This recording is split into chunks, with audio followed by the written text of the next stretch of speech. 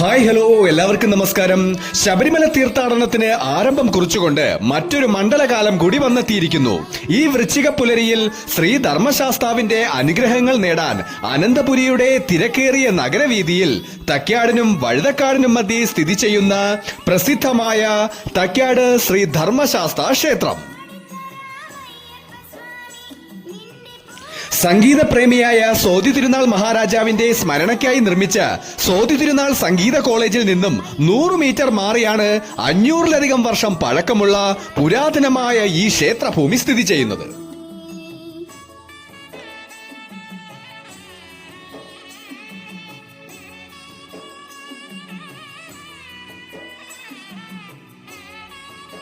കേരളത്തിൽ ഏറ്റവും കൂടുതൽ നീരാഞ്ജനം നടക്കുന്നൊരു ക്ഷേത്രമാണ്. ശനിയാഴ്ച ദിവസം 5000-ലധികം നീരാഞ്ജനങ്ങളാണ് ഈ ക്ഷേത്രത്തിൽ നടക്കുന്നത്. ക്ഷേത്രത്തിലേക്ക് കയറിയാൽ വലിയ കൊടിമരവും അതിനു താഴെ അഷ്ടദിക്പാലകരും അത് കഴിഞ്ഞാൽ ബലികൽപുരയും തൊഴുതു മുന്നോട്ടു പോയാൽ പൂർണ്ണ പുഷ്പകലാ സമേതനായിരിക്കുന്ന ശ്രീ ധർമ്മശാസ്താവിനെ തൊഴുതു വണങ്ങാം. ദീപങ്ങൾ കൊണ്ട് അലങ്കൃതമായ ശ്രീകോവിലിൽ ശ്രീ ധർമ്മശാസ്താവിന്റെ സുവർണ നിറമുള്ള മുഖംമൂടിയുടെ തിളക്കം ശ്രീകോവിലിന് പുറത്തേക്ക് പ്രവഹിക്കുകയും ഇത് ഭക്തരുടെ മനസ്സിനെ ഭക്തിയുടെ തലങ്ങളിലേക്ക് കൊണ്ടുപോകുകയും ചെയ്യുന്നു. ഒരു കൈയിൽ നീലത്താമര പിടിച്ചിരിക്കുന്ന ധർമ്മശാസ്താവാണ് ഇവിടെയുള്ളത്. നീലത്താമര സകല രോഗങ്ങളിൽ നിന്നും സകല ദോഷങ്ങളും മാറ്റാൻ കഴിയും എന്നാണ് വിശ്വാസം.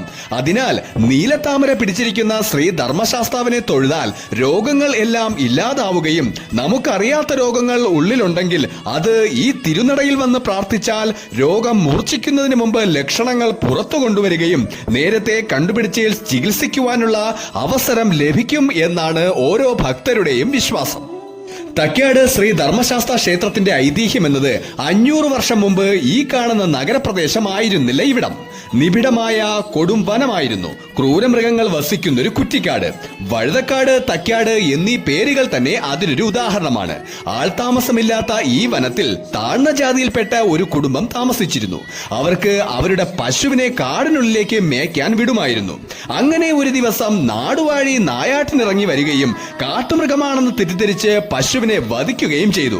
കാട്ടുമൃഗമാണെന്ന് കരുതി പശുവിനെ വധിച്ച നാടുവാഴിക്ക് ഏറെ ദുഃഖമുണ്ടാവുകയും അദ്ദേഹം പശുവിന്റെ ഉടമസ്ഥരെ വന്ന് കാണുകയും എന്ത് പ്രായശ്ചിത്തം വേണമെങ്കിലും ചെയ്യാം എന്ന് പറയുകയും ചെയ്തു. താഴ്ന്ന ജാതിക്കാർ മാനസികമായി എത്രയോ ഉയർന്ന തലത്തിൽ ആണ് എന്ന് തെളിയിക്കുന്നതായിരുന്നു അവരുടെ മറുപടി. അവരുടെ വീടിന് തൊട്ടരികിൽ ഒരു പന നിൽക്കുന്നുണ്ടായിരുന്നു. അതിന്റെ ചുവട്ടിൽ ഒരു വച്ചാരാധനയുണ്ടായിരുന്നു.